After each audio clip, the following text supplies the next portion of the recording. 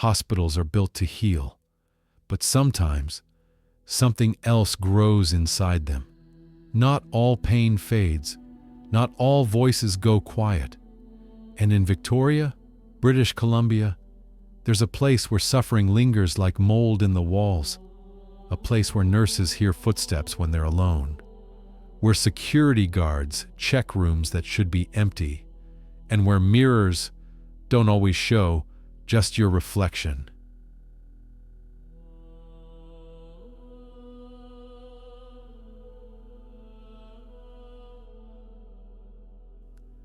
The Royal Jubilee Hospital was founded in 1890, originally a small charity hospital tucked away in Victoria. It began as a place for the poor and the dying, those no one else would treat.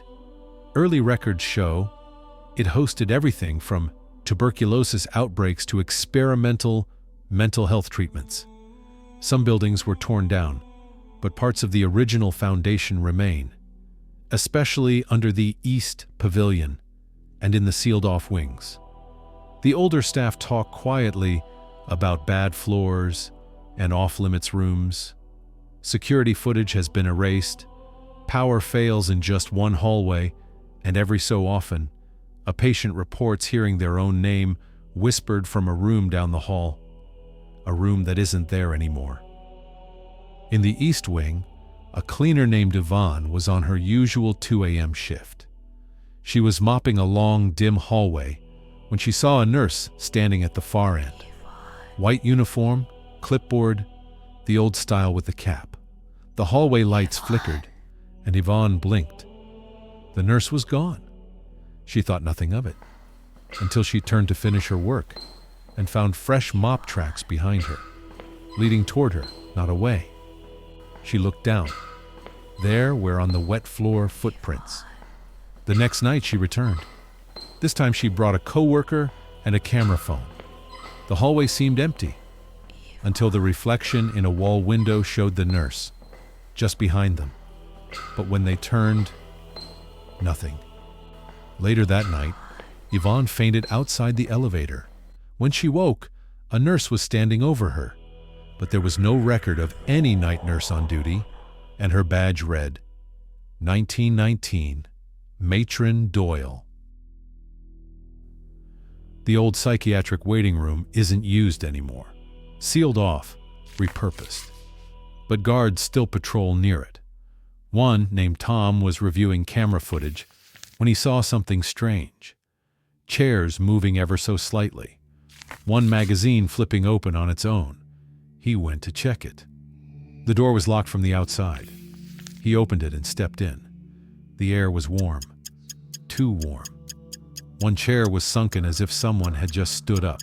Magazines were scattered around, all opened to articles about soldiers and war.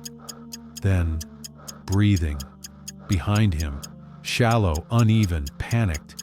He turned. Nothing. As he left, he felt a weight press on his shoulder. Back at the station, the door camera had glitched. But the footage showed something else. Tom standing still inside for 11 minutes. Not 2, like he remembered. And in the footage, behind him in the reflection of a clock, someone was leaning toward his ear. Eyes wide. Mouth open. Breathing. Room 104 is used now for storage, but it once held terminal patients. Nurses don't like going in alone, not since a woman reported seeing herself walk out of the mirror after she turned away. A few days later, she quit. But the mirror stayed. Now, every few weeks, it fogs over, despite no heat or steam source nearby. Worse, an upside-down handprint appears, the kind you'd leave if you were crawling out. Once, a trainee went in during a fire drill to retrieve a bedsheet. She came out in tears. She said she saw her own face staring at her from behind the glass, but the eyes were black and smiling. Later, a senior nurse removed the mirror, but when it arrived at storage, there were 2 identical mirrors, and no one knows which one is real. They say hospitals save lives, but some stories say Royal Jubilee keeps the souls it couldn't save. The nurse who checks your vitals may not have a shift that night. The breath you hear beside you might not be your own, and the reflection that smiles back isn't always you. So, next time you're walking past the old East Wing, don't look too closely at the windows. You might see something inside, and it might see you too.